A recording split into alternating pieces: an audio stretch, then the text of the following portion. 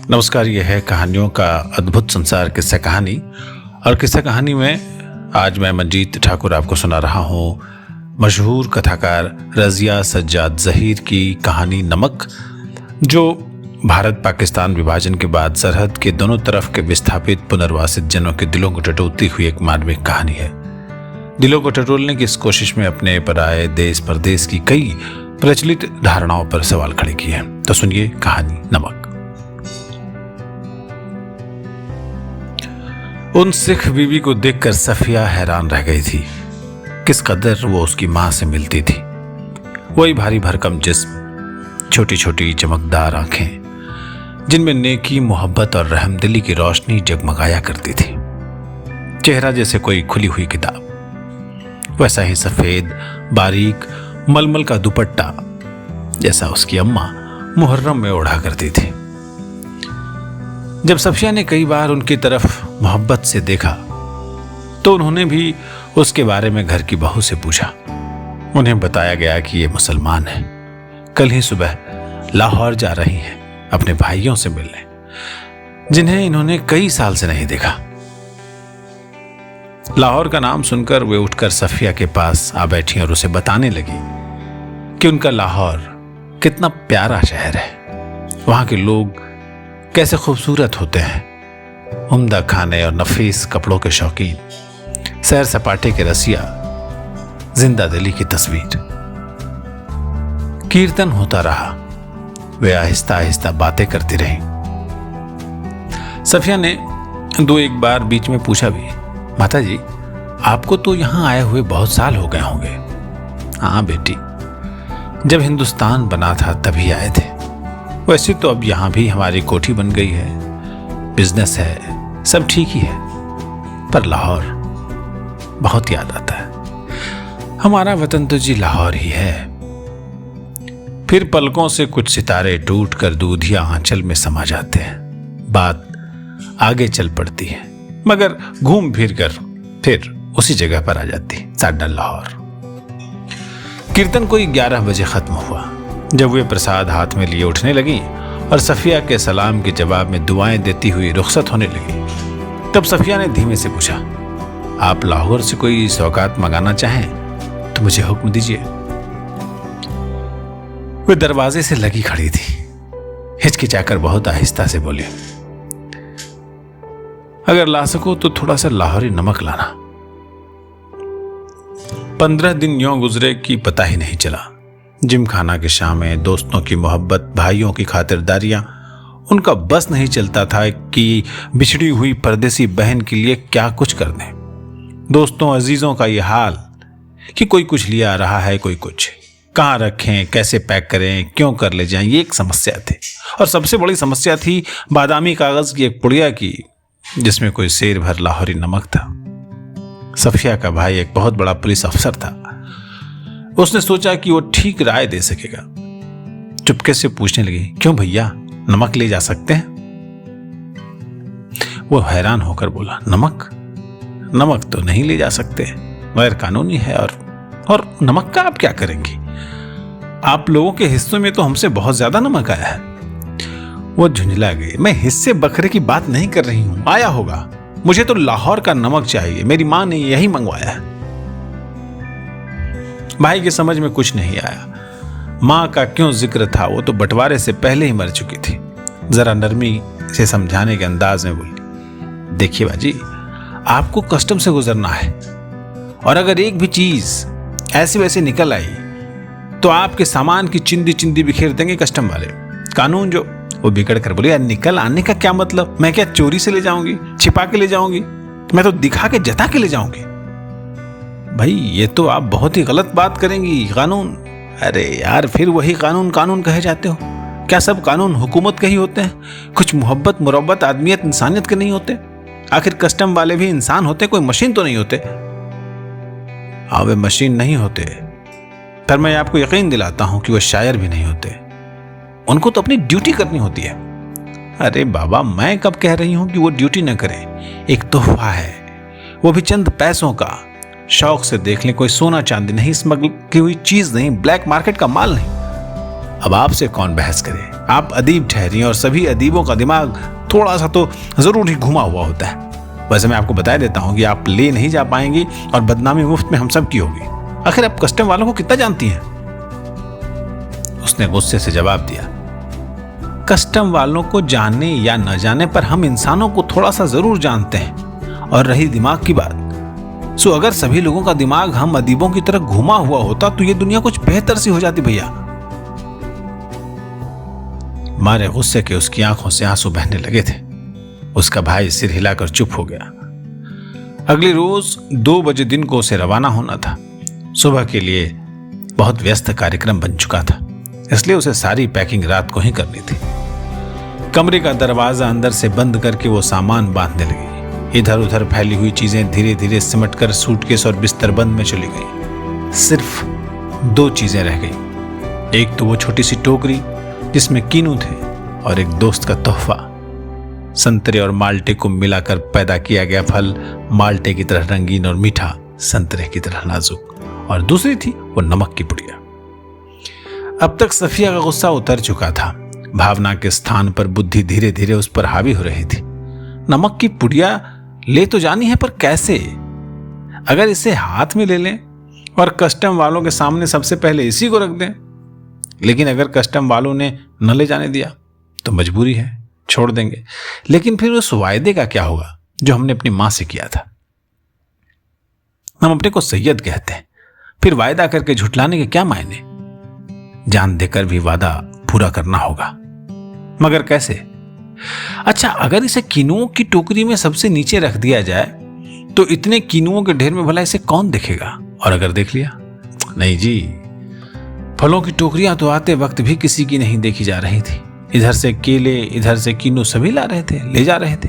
यही ठीक है, फिर देखा जाएगा। उसने कीनू कालीन पर उलट दिए, टोकरी खाली की और नमक की पुड़िया उठाकर टोकरी की तह में रख दी। एक बार झांक कर उसने पुड़िया को देखा और उसे ऐसा महसूस हुआ कि उसने अपने किसी प्यारे को कब्र की गहराई में उतार दिया।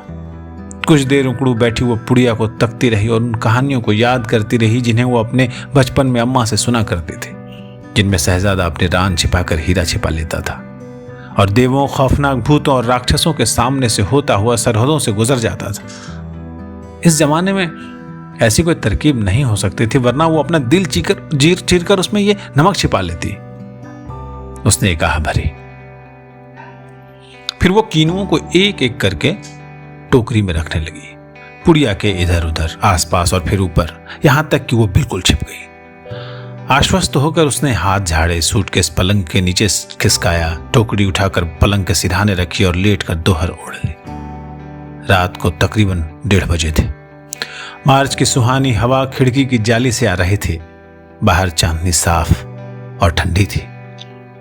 खिड़की के करीब लगा चंपा का एक घना दरख्त सामने की दीवार पर पत्तियों के अक्स लहरा रहा था।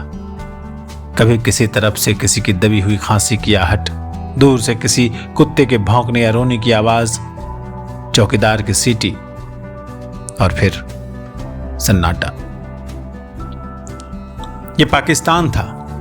यहां उसके 3 सगे भाई थे, बेशुमार चाहने वाले दोस्त थे, बाप की कब्र थी, नन्हे नन्हे भतीजे भतीजियां थी जो उससे बड़ी मासूमियत से पूछते, फूफी जान आप हिंदुस्तान में क्यों रहती हैं जहां हम लोग नहीं आ सकते?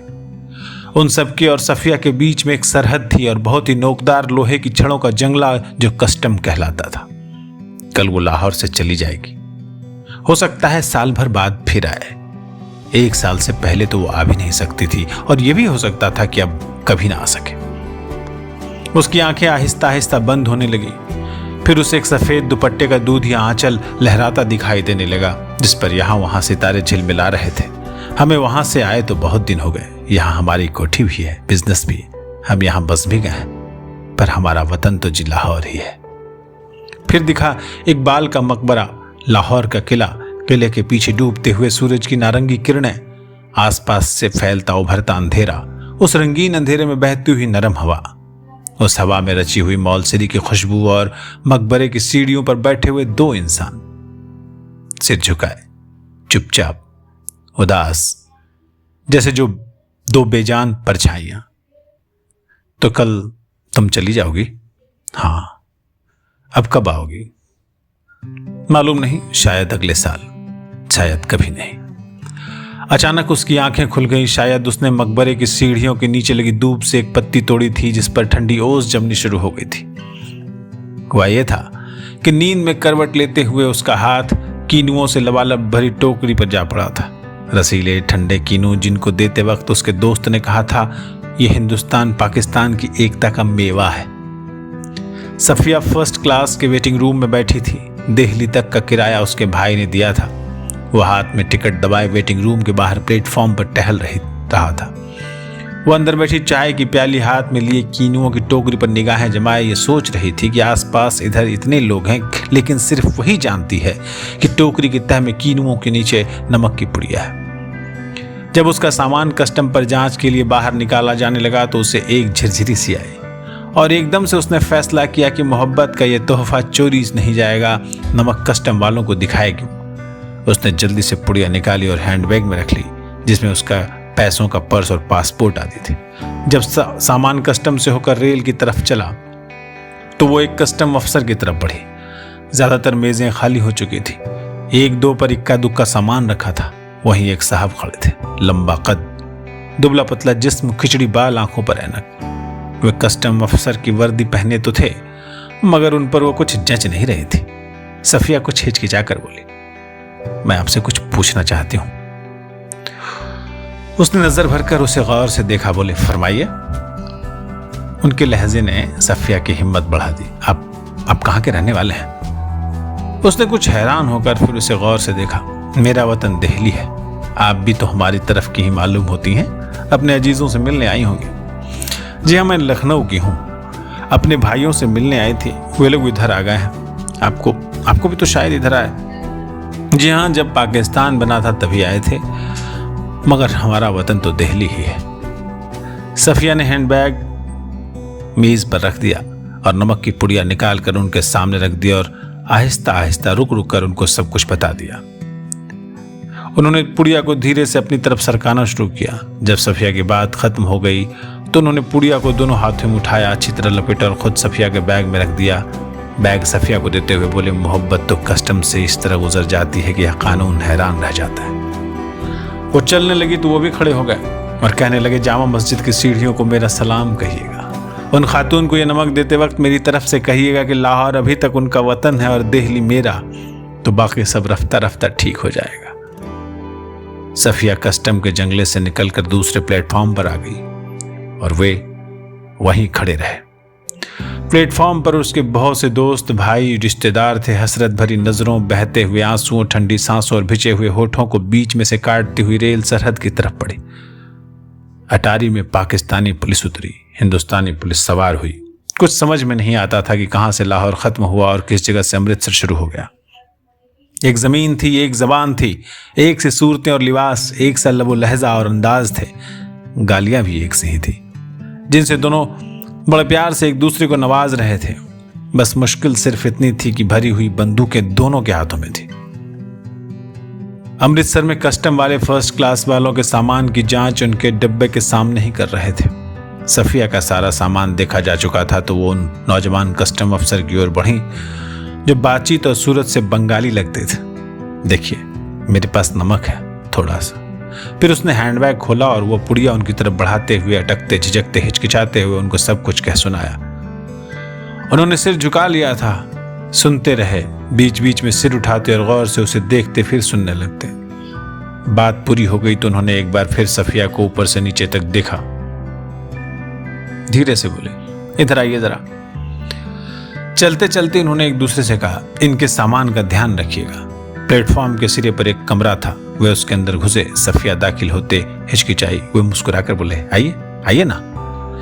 जेब से रूमाल निकालकर उन्होंने कुर्सी को झाड़ा और बोले, बैठिए। सफिया ने पुड़िया और बैग को मेज पर रख दिया। बाहर की तरफ झांक कर उन्होंने एक पुलिस वाले को इशारा किया। सफिया के पैर तले की जमीन खिसकने लगी। अब क्या होगा? 2 चाय लाओ, अच्छी वाली। पुलिस वाला सफिया को घूरता हुआ चला गया। फिर उन्होंने मेज की दराज खींची और अंदर दूर तक हाथ डालकर एक किताब निकाली। किताब को सफिया के सामने रखकर उन्होंने पहला सफ़ा खोल दिया। बाई और नजरुल इस्लाम की तस्वीर थी और टाइटल वाले सफ़े पर अंग्रेजी के कुछ धुंधले शब्द थे। शमसुल सलाम की तरफ से सुनील दासगुप्त को प्यार के साथ, ढाका 1946। तो आप क्या ईस्ट बंगाल के हैं? हाँ, मेरा वतन ढाका है। उन्होंने बड़े फख्र से जवाब दिया। तो आप यहाँ कब आए? जब डिवीज़न हुआ तभी आए, मगर हमारा वतन ढाका है। मैं तो कोई 12-13 साल का था, पर नजरुल और टैगोर को तो हम लोग बचपन से पढ़ते थे। जिस दिन हम रात को यहाँ आ रहे थे, उसके ठीक 1 वर्ष पहले मेरे सबसे पुराने, सबसे प्यारे बचपन के दोस्त ने मुझे ये किताब दी थी। उस दिन मेरी सालगिरह थी। फिर हम कलकत्ता रहे, पढ़े, नौकरी भी मिल गई, पर हम वतन आते जाते रहते थे।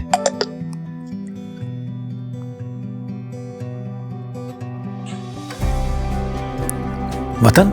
सफिया ने जरा हैरान होकर पूछा। मैंने आपसे कहा था ना कि मेरा वतन ढाका है। उन्होंने जरा बुरा मानकर कहा। हाँ हाँ, ठीक है, सफिया जल्दी से बोली। तो पहले तो बस इधर ही कस्टम था, अब उधर भी कुछ गोलमाल हो गया है। उन्होंने चाय की प्याली सफिया की तरफ खिसकाई और खुद बड़ा सा घूंट भरकर बोले, वैसे तो डाव कोलकाता में भी होता है, जैसे नमक यहाँ भी होता है, पर हमारे यहाँ के डाव की क्या बात है। हमारी जमीन, हमारे पानी का मजा ही कुछ और है। उठते वक्त उन्होंने पुड़िया सफिया के बैग में रख दी और खुद उस बैग को उठाकर आगे आगे चलने लगे। सफिया ने उनके पीछे चलना शुरू किया। जब सफिया अमृतसर के पुल पर चढ़ रही थी, तब पुल की सबसे निचली सीढ़ी के पास वे सिर झुकाए चुपचाप खड़े थे। सफिया सोचती जा रही थी कि किसका वतन कहाँ है, वो जो कस्टम के इस तरफ है या उस तरफ। ये कहानी आप सुन रहे थे नमक, और ये आवाज थी मंजीत ठाकुर की, और जो कहानी की लेखिका हैं रजिया सज्जाद जहीर। उन्हें सोवियत भूमि नेहरू पुरस्कार, उर्दू अकादमी पुरस्कार और अखिल भारतीय लेखिका संघ अवार्ड मिल चुका है। उनका जन्म 15 फरवरी 1917 को अजमेर राजस्थान में हुआ था और उनका निधन 18 दिसंबर 1979 को हुआ। कहानी पसंद आई हो तो किस्सा कहानी को सब्सक्राइब करें, लाइक करें, कमेंट करें और दोस्तों के बीच शेयर करें। नमस्कार।